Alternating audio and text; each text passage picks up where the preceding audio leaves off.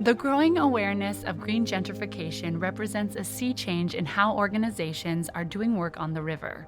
For Friends of the LA River, the nonprofit responsible for recentering the river in public life, this means rethinking how they do their work.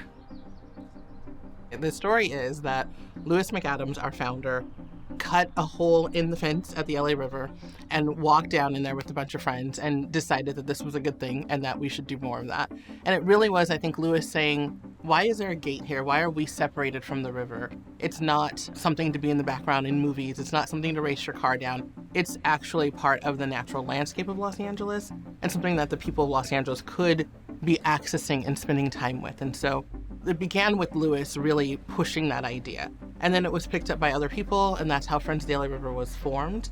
All these other things that came out of that very simple idea that people should be able to access the river. For so many years, bringing up equity, bringing up diversity, bringing up anything that had to do with environmental justice was seen as something separate, something other, as possible mission creep. And now people are beginning to understand that we cannot be successful if we don't bring along the communities that we claim we care about serving. And it's the sort of thing that we didn't really talk about at FOLAR for many years.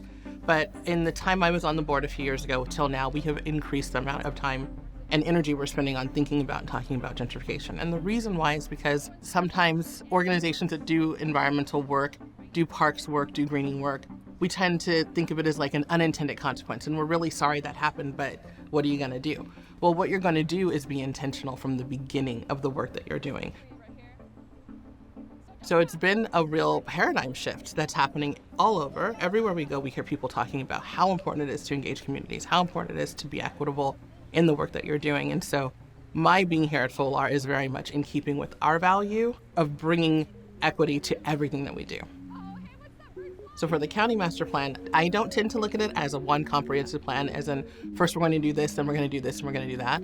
I tend to look at it more as like a series of vignettes for plans for different parts of the river. I think because it is a series of vignettes, they each have their own action plan, right? You can't make one plan for the whole river. It's 51 miles.